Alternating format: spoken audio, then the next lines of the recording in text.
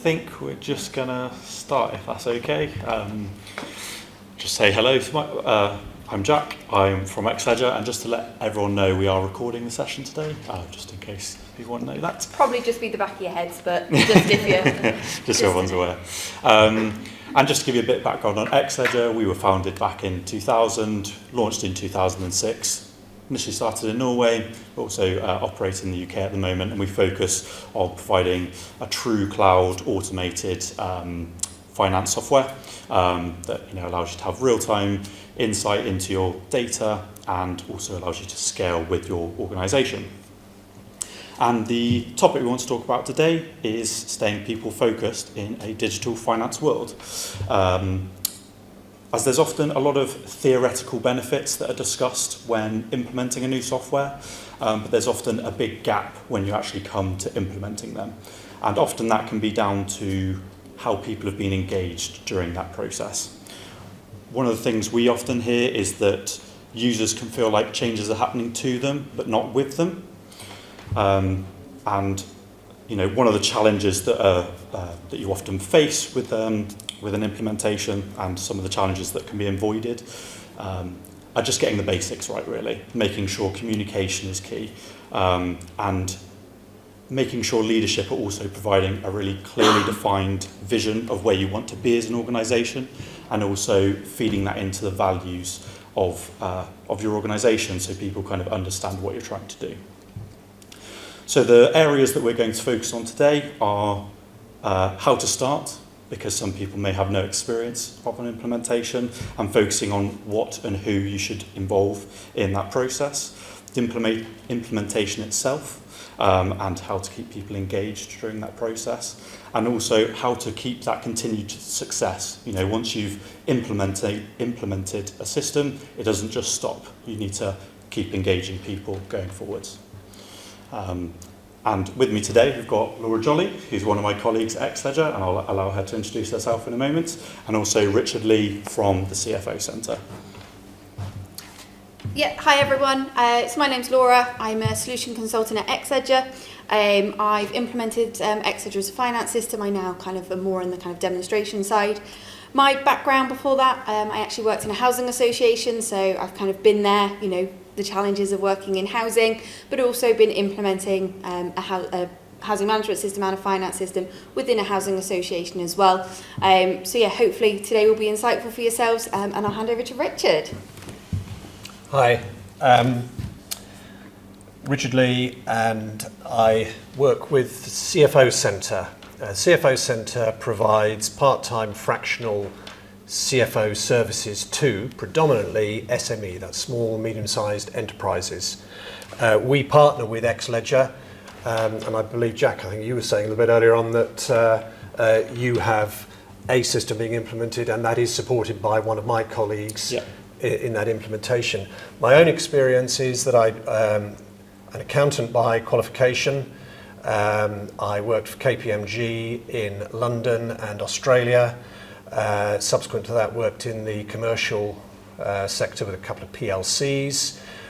Subsequent to that, I've had about 25 years working as an interim manager, so taking roles as CFO, COO, frequently with the responsibility for all finance and IT.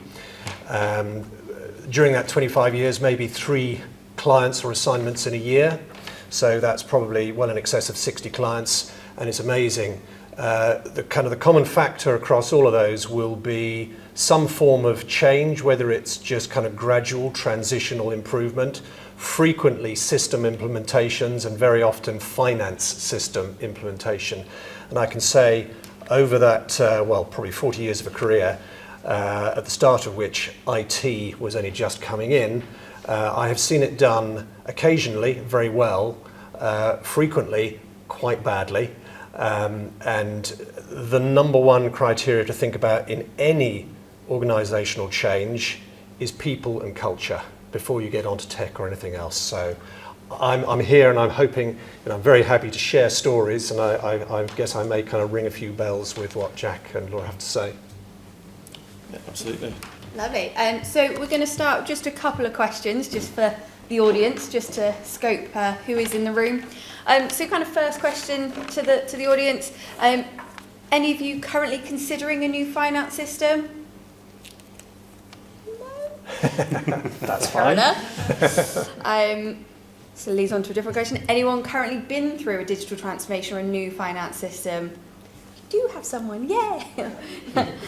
And then I suppose the last thing to note just before we kind of move on, just want you to all just take a second, think about if you were going through that finance transformation, who are your stakeholders? So, you know, there's obviously your kind of direct surroundings, but have a think about throughout the organisation, who else is a stakeholder that needs to be involved in that process?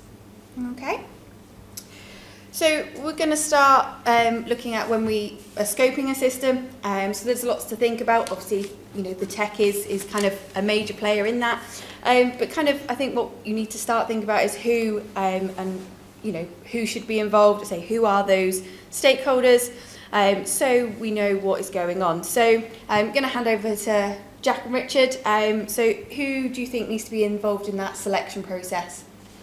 I mean, certainly some of the key users, you know, it's a finance system, you need to have finance users involved, and you need to make sure the people that you're having involved are also people who are going to be empowered to make those decisions. They can decide what needs to be included, what is important for the organisation to be included as part of that project, and not necessarily only for the implementation, but looking forwards as well. You know, if there's going to be other systems that the finance system needs to integrate with, that might be happening at the same time, or it might be happening, you know, as part of the pipeline, as part of the whole digital transformation sort of project. I would imagine in most or all organisations you'll be very interested or concerned to know it's not just the finance team that use a finance system. Finance is likely to produce management information, normally financial management information, but also non-financial. And who are the users of that information? It'll be decision makers, not just at a board level, but at an operating management level. So that it is likely to have a very, very broad customer base. So it's the beneficiaries of that system once it has been implemented. So that's another group of people. Yeah, definitely. And I think the role of leadership is a key consideration as well. Obviously, they run the organisation, you know, making sure they're engaged, involved in that process. Also, kind of looking at the skills of the existing team. Do you think that's a valid point as well? Yeah, absolutely. I mean, one of the things, one of the terms that sometimes gets thrown around, maybe with more larger organisations, it's called capability modelling, but it doesn't have to be complex depending on your organisation. Ultimately, what you're trying to do is understand as an organisation the skill set that your workers have, and are there any gaps that you think you can't fill or you don't have within the organisation at this moment in time. Often one that I come across as part of implementing systems is a gap in the sort of IT knowledge. Smaller organisations often don't have a dedicated team to deal with that. So then I think it's very important at this point in time identifying those, and are you going to have to acquire that skill set in-house, or are you going to have to go through an outsourcing exercise and make sure you have that resource available on hand when you're going to need it, and ideally getting those sort of people involved early on in the process as well, as they'll likely be able to offer you you know, their expertise and experience on the sort of challenges in those areas that they have that sort of knowledge. I was also thinking it is likely that organisations represented in the room are going to be accountable to some form of regulatory body, not least HMRC from a tax perspective. And in this day and age, there is an expectation, indeed there is a requirement, that systems, finance systems, link into banking, tax, and or other regulatory bodies that they can, whether it be to review data or to submit returns, etc. So that will be another kind of customer group potentially that needs to be taken into consideration. Definitely. And I think, you know, once a new system is scoped, once that's kind of decision has been done, and this is, you know, my experience is there was a team that were put in place, they were more than capable. I wasn't part of that team at the time. when that decision was made, I kind of felt a little bit like an outsider with, you know, a fair amount of my colleagues in the finance department. I think one of the big challenges, even before you get into implementation, is actually trying to start engaging your wider stakeholders. So the rest of the finance team, you know, we were talking earlier about, you know, engaging in those stakeholders. You know, you have kind of different levels of stakeholders. Richard, I think you were saying there's always people who are kind of on board. There are people that can be swayed, but then there's always the people that cannot be swayed, however much, you know, you do try and move them as well. Yeah, that's very much. And I have to kind of acknowledge, having worked in sort of Big Four, it's getting into the kind of the consultancy area and maybe a bit of management speak. But as you're taking an organisation, you obviously got to take the people through that change process. There is the people referred to as the Kubler-Ross change curve, and within that you'll get certain individuals who might be considered to be acolytes, a small percentage that will enthusiastically champion the changes or the system that you're looking to implement, and they'll be on board, and you need to identify those individuals because they will be tremendous helpers. There will be probably a large majority who are relatively ambivalent, but over a period of time you can bring them on board and they will buy into whatever it is that you're looking to bring about in terms of change, albeit that a new finance system perhaps. And there is a likelihood that there is a small percentage who are frequently identified as saboteurs for whatever reason. I guess when the car was invented, the manufacturers of cartwheels, so wheelwrights, might well have been saboteurs because they would see their job, their role, their purpose in life and their impact for their families, etc., being redundant.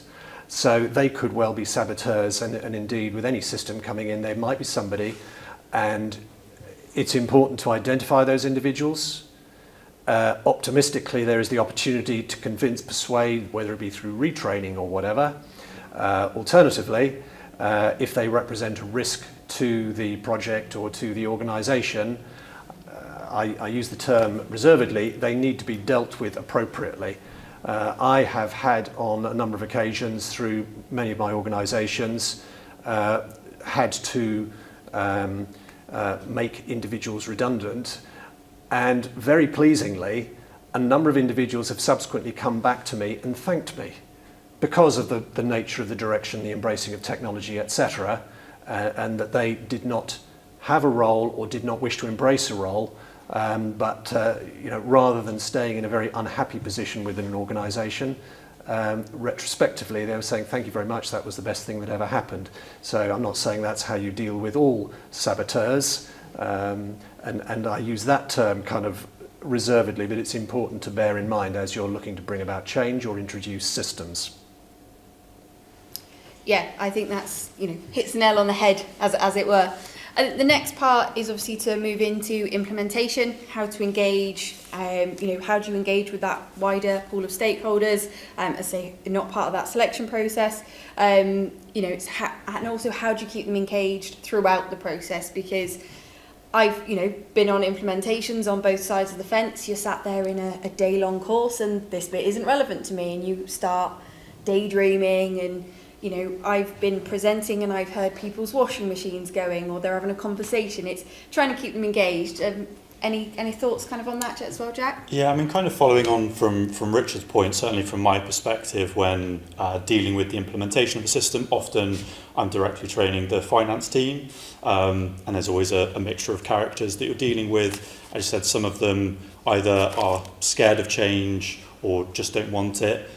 There's a scope as to how far I can push it. You know, sometimes it's just as simple as making sure that I'm just giving them a bit more attention, whether that's in the testing phase, making sure they really understand what the new processes are going to be, how it kind of benefits them in the long term, which hopefully it will, you know, the automation of those processes. But there is a scope to that. So, you know, at Xledger we have regular project calls with the project team that are involved with making sure the project goes successfully. And sometimes it's a case of highlighting those users because they will have the authority to deal with those users in a way that is fit. Maybe it is just having the extra support coming from that side as well. I think there's an adage which springs to mind for me, is that you can never over-communicate. Simple as that.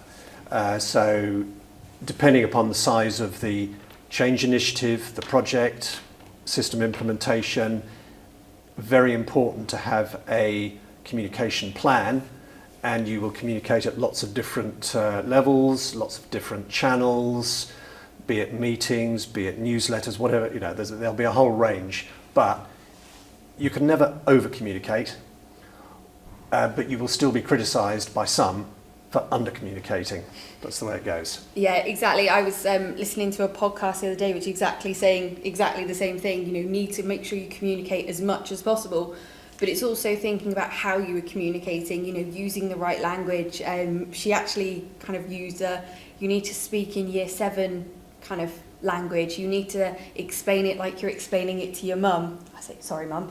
But it's making sure people understand what change is happening and why. And obviously there may be the scenarios where people do get made redundant, but a lot of the time we actually see it's the opposite. Actually I've now got all this time to go and do all this added value work, all of this extra analysis that my budget holders have been crying out for. We've just gone, we don't have time because we're spending 70-80% of our time processing invoices. Now that's reduced from 70 to 30%. Right, I've now got the time to give you that information. And actually the change, it kind of changes people's roles. And I think part of that implementation process is kind of not just teaching them how to press some buttons on a system. I think that's one thing we do at Xledger really well. We're all kind of accountants from an accountancy background. We've kind of all been there. We're not, I'm not an IT person. I will fully admit I am not an IT person. My first answer is turn it off and turn it back on again. But it's understanding their challenges and talking in that same language to make sure that they're reassured, isn't it? That there is a role for them, it just might change. It's just gone from entering invoices to doing this analysis. And it's engaging them, I say, throughout the process with regular meetings to make sure that does happen.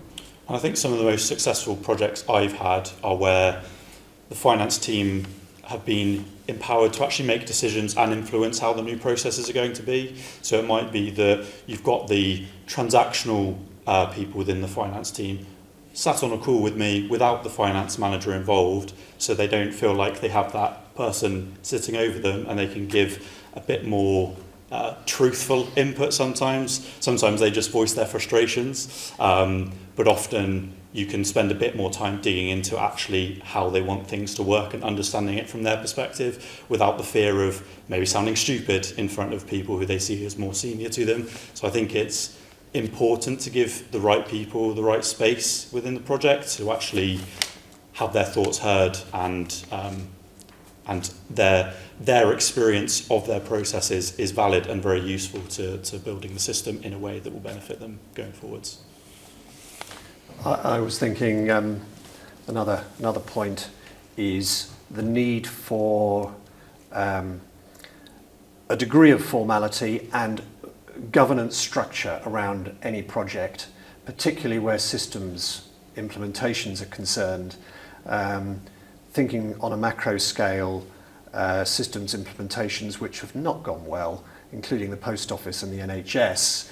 And from my own experience, having worked in a number of organisations where, as a result of not controlling the process, going all the way back to the specification and the requirements collection, if that isn't closed off at a point in time, and if people can go on adding additional specifications and additional requirements, A, the cost is going to run out of all order, and B, the functionality is likely to be very suboptimal as you're trying to bolt on extra goodies at a late stage. So there needs to be that governance to ensure that you've collected the majority, not necessarily everything, but the majority of requirements, and then go into the kind of the development stage and into the implementation stage, rollout, etc., to have that structure, formality, which comes with, is well established through, I would say, the sort of the project and IT, of which finance systems is a subset. With very large organisations, ironically, it's not always embraced. And equally, my current experience within SME type organisations, small and medium-sized you're actually working with, let's say, a family, you know, a husband and wife and or their children running a family business. And I can think of a case in point very recently, and I arrived, and the business was struggling for a number of regards. It had plenty of opportunity, and I was asking them, where are you now? You know, you have visions for the future, but we can't realise the future unless we actually understand, first of all, where we are, and then we can determine the journey. So where are you? And they say, oh, well, actually, we're a bit busy at the minute because we're just going through a new operating system implementation and a new finance system implementation, so it's probably a bit early to get you engaged. And I said, well, I'd be very keen to have a look at the, you know, the requirements and specifications. And I said, and who's project managing? Oh, we're doing it ourselves. And who's dealing with the integration between the two? Yeah, well, we haven't thought about that, but we'll have to do that ourselves. And you're thinking, my word, you know, optimistically it goes well, but it's kind of it's a very, very high risk recipe for disaster. And I think anybody out of, not necessarily out of a finance background with respect to my colleagues, you are finance people who've kind of moved into the systems environment, and then there will be IT people who kind of have moved towards the finance environment. And in my own experience is when sometimes you get people who can sit absolutely in between and they have a good understanding of finance and they have a brilliant understanding of IT, but frequently, yeah, it's having both those skill sets and quite often in two different individuals working closely together. Maybe external to the organisation, maybe they're internal to the organisation. Yeah, exactly. We find a lot of our clients bring in someone external to do that point. There might not be the skills in-house. We also as well, within Xledger, our kind of process, we have a project manager internally on our side as well, just to keep that momentum going, as you say, keep people accountable, make sure that, you know, that scope list, you know, scope creep, it's a classic, you know, project management failure, that the scope's gone from, you know, an A4 page to how long can it possibly be. So I think that's one reason we kind of try and control that as well internally, to make sure that, you know, we're always aligned, you know, all our ducks in a row, you know, not kind of, you know, halfway across the cricket pitch as where we are today. So I think it leads us quite nicely on to kind of post go live. Obviously implementation is very, very key, but I think, you know, even post go live with a new finance system, I think, you know, ensuring your people are still engaged, you know, working through that. You know, it's, I say that some of those roles may have evolved. How do you communicate with that with them, and how, you know, do you make sure that the ongoing project is still a success? Yeah, I mean, one of the first things that normally you then have to tackle post go live is then doing the end user training. So particularly during our implementations, we take a train the trainer approach. So you'll have people within your organisation who are kind of experts on the system, and they will then be responsible for rolling that out. So it's important that, I mean, you should have this in plan before you actually go live, but having a plan as to how you train those end users, and particularly the processes that are going to change significantly. It might have been before that you had a number of different systems that you had to use separately, whereas now ideally that would be more integrated. So it's certainly making sure they're aware of what's going to change with their roles, and as an organisation you're supporting them, so they're aware of what they need to do. Jack, I think this is where I made reference to the acolytes. This is when you've identified those people who are kind of enthusiastic or will embrace, whether it be a systems implementation or change generally, they're the first people that you want or need to train, because they will be the acolytes. They will preach to the rest of the organisation, and if you can get people internally to the organisation who are persuading their colleagues, rather than, let's say, Jack from Excel or myself having to try to sell that message, it goes a lot further and a lot quicker. And I think also maintaining kind of two-way communication. So now that things have gone live, it doesn't necessarily mean things are still set in stone. There can still be that kind of progression on how certain processes evolve over time. So it's important that any challenges are still being listened to. You know, certainly again with Xledger, we have a 3-month kind of post go live support plan, to make sure that any changes that do need to be made in that kind of bedding in period, that we're still available to kind of support at that level. Yeah, and I think the kind of a feedback loop generally, not necessarily just on the finance system, how their project management has gone overall. You know, is there anything they can learn from the finance system because we're now putting a housing management system in, or we're now putting in a new, you know, timesheet system or a new payroll system.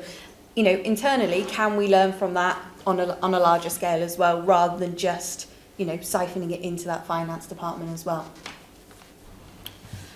Thank you for that. Yeah, I was interested in the focus being more on the function, right? I appreciate it's a finance system, but how do you accommodate accessibility and inclusive usability standards, and any sort of tips on how to integrate that?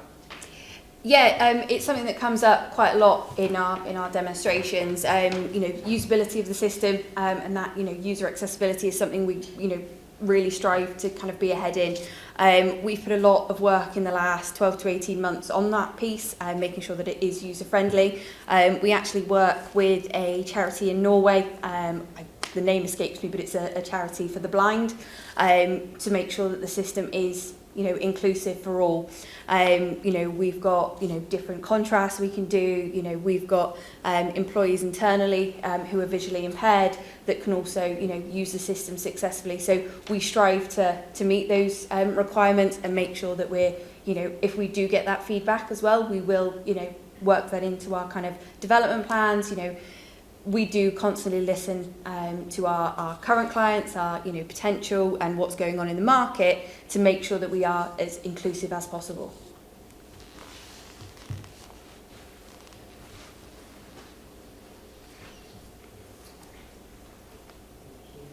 Thank you for the presentation.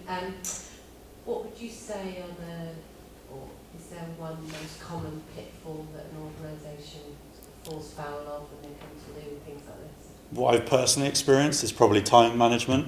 I would say safeguarding people's time is probably the trickiest thing. I mean, undoubtedly, people have a day job to do at the same time as doing the implementation, and it's very difficult for people to get to grips with the system if they're working at their desk and they can just be interrupted at any point with the people for their job, essentially.